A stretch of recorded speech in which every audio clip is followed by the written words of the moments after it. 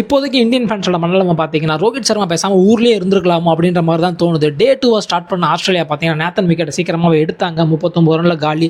அதுக்கப்புறம் லபுஷேன பார்த்தீங்கன்னா, ஒரு 64 ரன்னுக்கு எடுத்தாங்க. ஸ்டீவன் ஸ்மித் 2 ரன்ல காலி.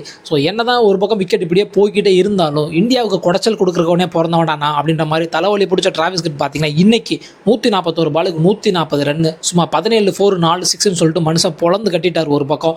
ஸோ ஃபைனலா பார்த்தீங்கன்னா, ஆஸ்திரேலியா 337 ரன்னுக்கு ஆல் அவுட் ஆனாங்க. ஒரு 157 ரன் லீட் செட் பண்ணாங்க. ஸோ பவுலிங் சைடு பார்த்தீங்கன்னா, பும்ரா ஒரு 4 விக்கெட், சிராஜ் ஒரு 4 விக்கெட், அஸ்வின் ஒரு விக்கெட்னு சொல்லிட்டு எடுத்திருந்தாங்க.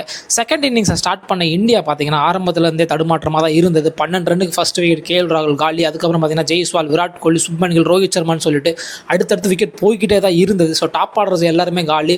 128 ரன்னுக்கு 5 விக்கெட். இன்னைக்கு ஆட்ட நேரம் முடிவில் ரிஷப் பண்ட்டும் நிதிஷ் ரெட்டியும் களத்தில் இருக்கிறாங்க. நாளைக்கு டே 3. ஸோ என்ன நடக்க போகுதுன்னு சொல்லிட்டு தெரியல. இவங்க நல்லா ஆடுனாங்கன்னா இந்தியாவுக்கு ஒரு வாய்ப்பு இருக்குது, இல்லை அப்படின்னா தோல்வி தான் அப்படின்ற மாதிரி தான் போய்